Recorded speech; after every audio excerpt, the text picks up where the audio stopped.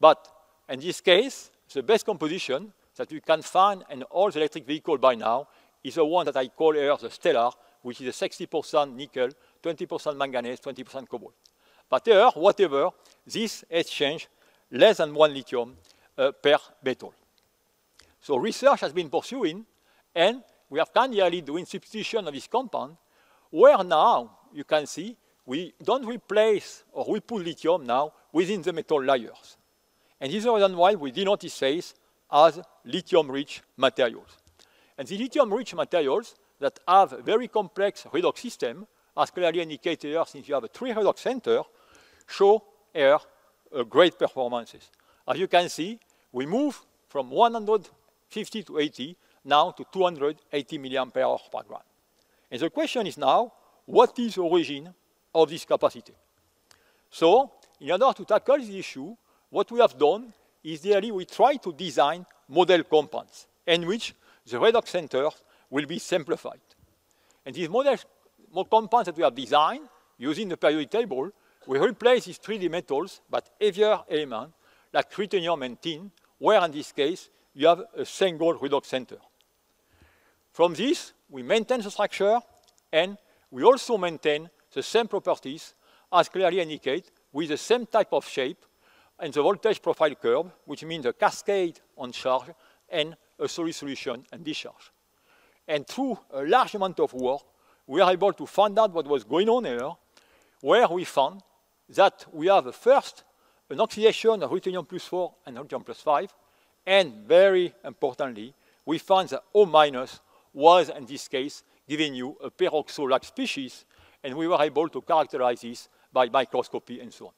So this was the first direct evidence that of the oxygen activity within this type of material as clearly indicated here.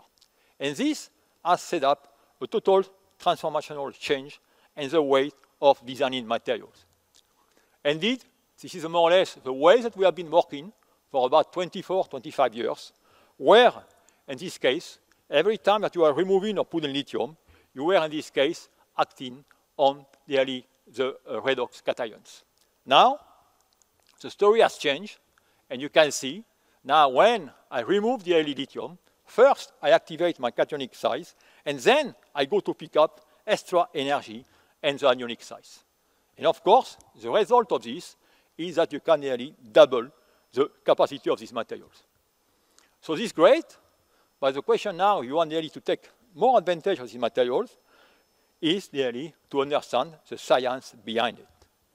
So the science behind it, I will try to make it simple, but the electrochemical property of compounds, as I mentioned to you before, are directly related to the electronic structure of the materials, which depends on the composition of the material as well as on the structure. So if you look at the structure of these materials, as clearly indicates here, you have in this case the classical layer compounds and the lithium-rich as indicated here.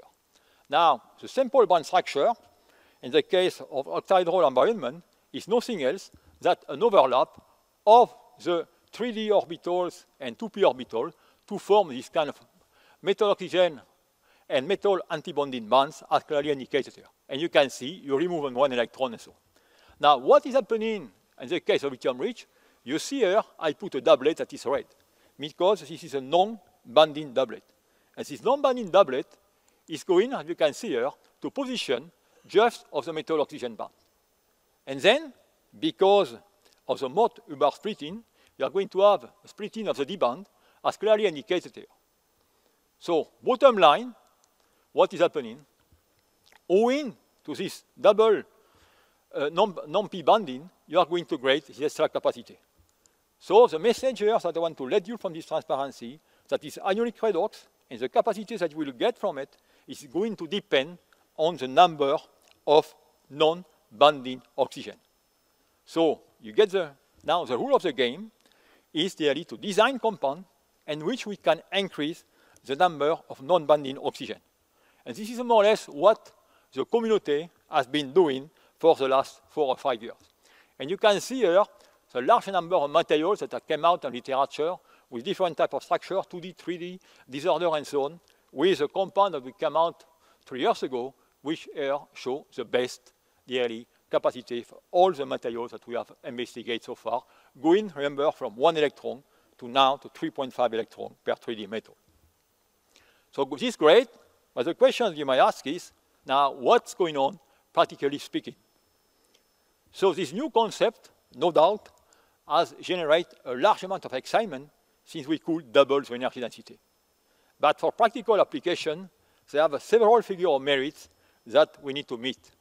And what we found, that there are practical roadblocks. Practical roadblocks, I will indicate it here. We have a large hysteresis, which, remember, poor energy efficiency. We have voltage fade, which means that at 100 cycles, the voltage profile will not be the same as the first cycle, which is bad for the early EV application. And also, we have some oxygen release. So the question is, how or are these problems insurmountable? And the answer is none completely, and I will show you more or less how we can solve them. And again, going back to fundamental science.